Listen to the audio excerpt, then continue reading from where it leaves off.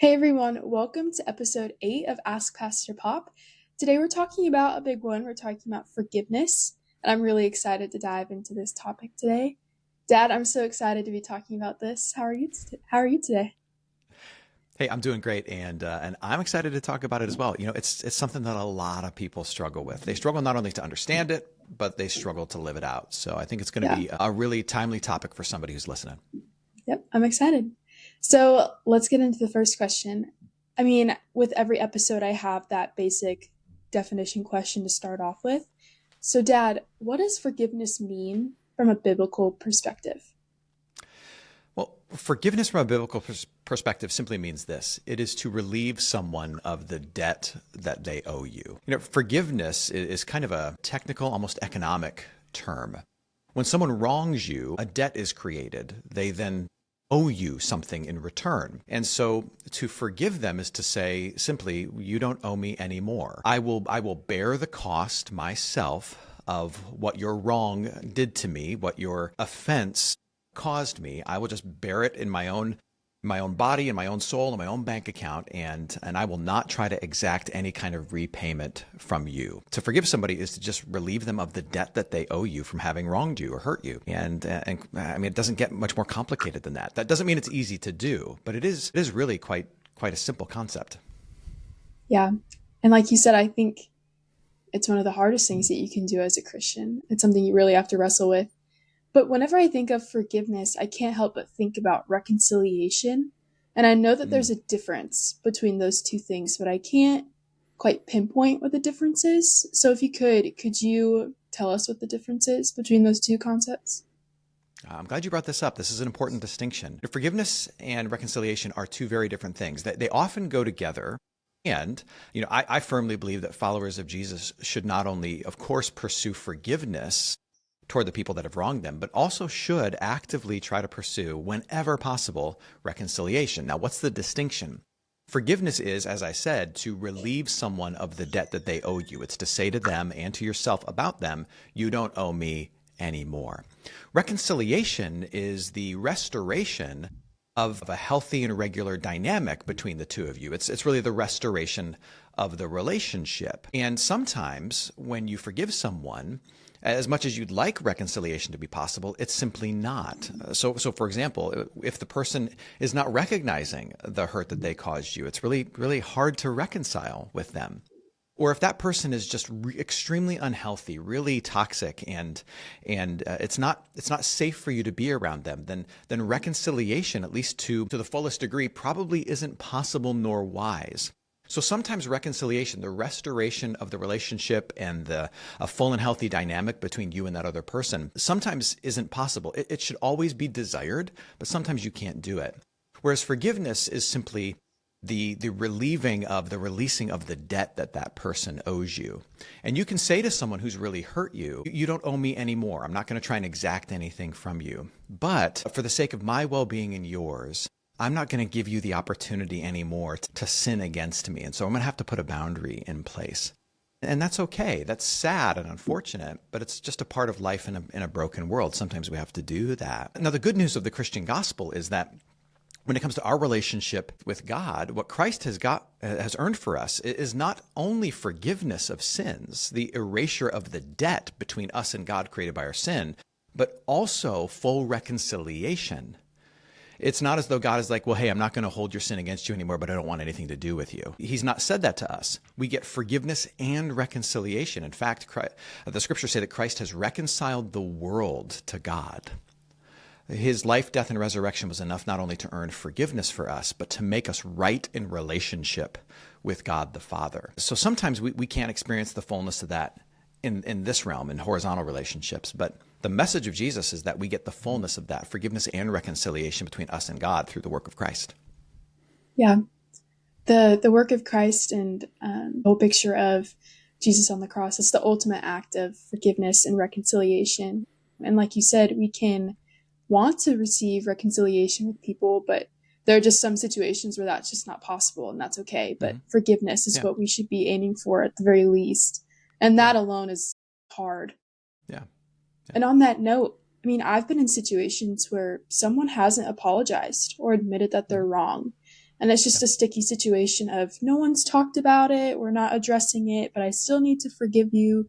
That whole situation. How do you even forgive someone that isn't willing to talk about it, isn't willing to apologize? That weird situation that you can find yourself in. Yeah. Forgiveness doesn't require the party that's wronged you in order for it to take place. Ideally it does. Ideally, the reason you're offering forgiveness is because the other person has asked for it, is because they've reached a place of like contrition, they feel bad, and repentance. They want to turn from whatever bad behavior or terrible choice they made that hurt you, that wronged you, that created that debt between you. Ideally, they're coming to you saying, look, Ava, forgive me. But you and I both know that often doesn't happen. People more often than not lack an awareness of how they've hurt you. And should you bring that up? Should you identify that? For sure, and give them the opportunity to be contrite and ask for forgiveness? Yeah, you should. But even then, it may not happen. But the good news about forgiveness is that it doesn't require the other person in order to take place. It just requires an attitude, a change of attitude in the heart of the one who's been wronged, to say in their own heart and mind, I'm not going to hold this debt against this person. When I think about them, when I interact with them, I'm not going to hold this debt against them. I'm going to choose to let this debt go.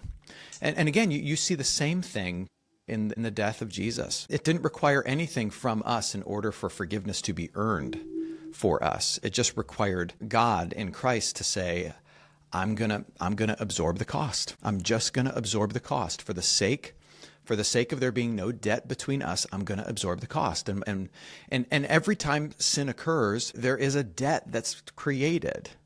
And in order for that relationship to have any hope of being right, somebody's going to have to pay that debt. Either the one who did the wrong or the person who's been wronged is going to have to absorb it. And so what you're doing when you forgive someone who's maybe not pursuing forgiveness or doesn't really even understand the need for forgiveness is you're just saying, insofar as it depends on me, in my heart, in my mind, I'm going to actively work to not hold this debt against him, to let it go. And that's why it's important to understand that forgiveness is not so much an action, but an attitude. It involves an action. It's a choice to say, I'm not going to hold this debt against them. I'm not going to live with bitterness with them. I'm not going to hold on tightly as though it's a prize to be cherished, my right to feel wronged. I'm going to let these things go. In that sense, it's an action, but more often than not, it's an attitude that you choose to adopt towards a person over and over again. What I often tell people is that forgiveness is not a switch that you flip, it is a road that you walk. And if it's a switch you flip, you're going to have to flip it every day. Every time you think about this person, every time you see him, every time you brush past him at work, you're going to have to flip that switch. It's a road that you walk. And some days it's a really easy road to walk and you forget you're on it. And other days it's terrible, it's hellacious, and it's torturous. Like, I have to forgive this person. They hurt me so bad. I know. But it's an attitude you adopt where you just continue to say, insofar as it depends on me, I'm not going to treat them as their sins deserve. Yeah. That's forgiveness. Yeah. And it doesn't require the other person. Yeah, and it's not an overnight thing. Like you said, it's a switch that you flip every single day. It's not something you should expect yourself to reach like right after it happens. Like it's going to take a long, there are some situations where I'm just a human. Like I can't even imagine reaching forgiveness for what someone did. Like it's such a hard concept to understand, but I think this is one of those cases where like language really matters. Like I encourage people who are struggling to forgive someone, especially someone who's not repentant, not contrite at all, to stop thinking of forgiveness as something that you want to accomplish and move past. Don't think you're going to get to a place where you're going to be able to say about this person, I have forgiven them. Instead, what if you do this? You say, I am forgiving them. I am. I'm living that out right now. Like, so how are things with so-and-so? I'm forgiving them. I think that's a more honest response. I'm actively living in a space in my heart and mind where I'm having to let go, and it's a daily thing for me. I'm forgiving them. I'm walking a road with them, right? Yeah. And again, I think that's even more, that's a greater reflection, maybe a more accurate depiction of our relationship with God the Father. Forgiveness was a once and for all act earned for us in the death of Jesus Christ, but it's also something he's constantly feeding to us. It's an attitude he's constantly adopted towards us. God not only has forgiven us, but is always in an attitude of forgiveness towards us. And We have to adopt the same attitude. Like, I'm working on it. I am forgiving them. Yeah. I I've never thought about that. I really like that a lot Yeah. because I mean, for me, working to forgive someone, that puts a lot of pressure on you too, of like, why do I still feel angry about this? Why am I still holding a Yeah. grudge? That just puts a lot of pressure on the situation. That's right. So I think viewing it more as a process rather than an overnight Hmm. fix is that's really helpful. I really like Yeah. that. And you kind of already answered my question a little bit, but like you said, forgiveness is a road. It can be a road that takes forever. It can be a road that takes just Yeah. a couple days. Who knows? But I'm not sure what the answer is, but how do you know if you've truly forgiven someone? Does that make sense? Like, do you ever reach that point where you're like, I've fully accepted what's happened, I've forgiven, I hold no grudges? Is that even Hmm. possible? Oh, I think it is possible. I think the Holy Spirit in the hearts of those who are baptized and believe, I think the Holy Spirit can truly and does work miracles in changing our hearts as we embrace the power of forgiveness toward people around us. I think you can experience miraculous heart change. Again, it doesn't happen overnight, doesn't always happen once and for all. Like, the miraculous heart change towards this person happened and now I'll never experience bitterness or anger towards them again. No, you're going to kind of wax and wane back and forth, right? I think maybe the better question is, how do I know that this attitude of forgiveness towards this person has taken root or is Yeah. taking root and that I'm growing in it? Like there's progress. Like, how do I know? And I think maybe a couple things. I think you're able to interact with this person and see them as more than the sin they committed against you. Not to say you ever forget the thing they did to you, but they're more than that. Like, you're able to see them as human. Oftentimes when people sin against us, we dehumanize them. We see them as the thing they did, and there's no context that could soften it. There's no best construction we can put on it. We dehumanize them. They deserve less respect, less love, no second chances. They deserve nothing, right? We dehumanize them. And forgiveness has started to take root when you can start to see their humanity again.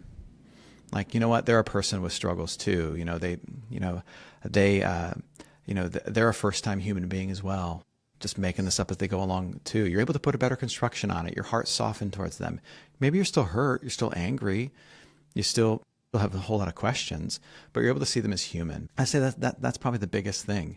And then also the hurt that they caused you isn't necessarily the very first thing that comes to mind when you think of them or interact with them. I think that's how you know that forgiveness is taking root and that you're maturing in it. Yeah. And that's so powerful.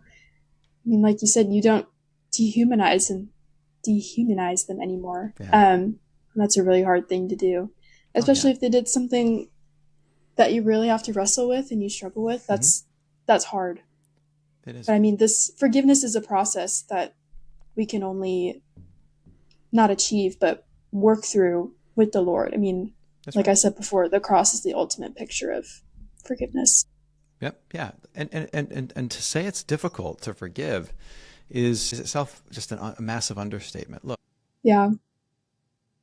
here's how the equation of forgiveness works.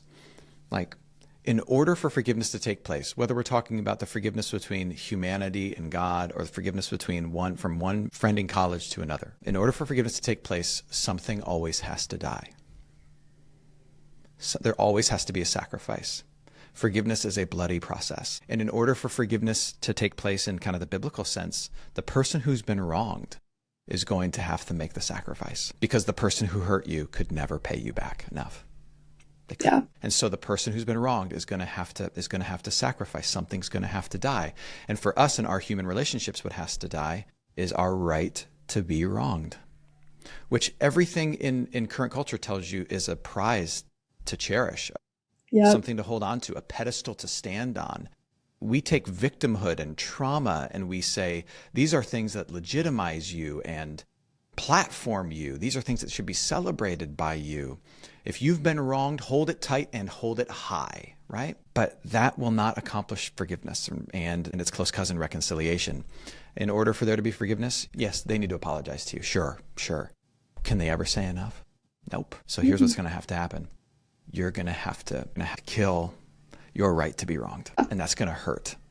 You're going to have to let go of that prized possession of your status as one who's been victimized and traumatized. You're going to have to let that go. You can't, because you can't hold that and this relationship in your hands at the same time. In order for forgiveness to happen, there's got to be a sacrifice, and it's hard.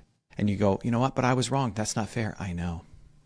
And neither was it fair for our God to say, you know what, I'm going to bear the sacrifice in my own flesh for the sake of humanity. But there was nothing we could do to make it right. He was going to have to bear it in his own flesh. And for us to get right with one another, we have to do the same thing. Yeah. Yeah. And I love what you said about culture. Everything about culture goes, honestly, completely against what we're supposed to do as Christians. I mean, culture preaches the opposite. And being wronged, that's almost not a prize, but it's kind of like, I guess you could say a prize, like that you just flaunt, and you don't pursue reconciliation, you don't pursue forgiveness, because that becomes a central part of your story. Culture wants it to become a central part of your story, but I mean, you should, I don't know how to say it, but I don't know. Culture just goes completely against everything about forgiveness, and it's heartbreaking. Yeah. It's horrible. And I don't want to, I say that not to minimize at all the trauma, No. the things that people have gone through. Yeah. Not at all. But just to recognize that in our current day and age, there are really only two things right now that give people legitimacy in the public space. That's kind of like unquestioned. Like, you can't question people who have these two things. And number one is trauma, and number two is data, right? Like, I've got the data. Well, let's not question it. Well, you know what? I've got trauma. Let's not question them, right? And that's not to say that you don't have trauma, right? But these are the two things that we celebrate the most as unquestioned. They give you unquestioned cachet culturally. And so then to ask someone to pursue forgiveness and to take that trauma as a primary identifier and to say, you know what, I'm going to de-emphasize this or let go of this in order to try and lean into forgiveness with the person who caused the trauma, is to ask them culturally in our day and age to make a tremendous sacrifice. It's to ask us to make a tremendous sacrifice. And I just want to recognize that. But in order for things to be okay, in order for forgiveness to happen, that sacrifice has to take place. Okay, Dad. Well, this was a really great conversation and a much needed conversation, especially in this moment in time and just our culture in general. I really appreciate it. I'm excited for next week. We've only got 2 more episodes, which is crazy. But yeah, it's wild. It's coming to an end? Yes, it is. And I'm sad. But next week, we're going to be talking about Easter and the importance of Easter and what it means, let's go. which is a great episode. So yeah, I'll see you guys next week.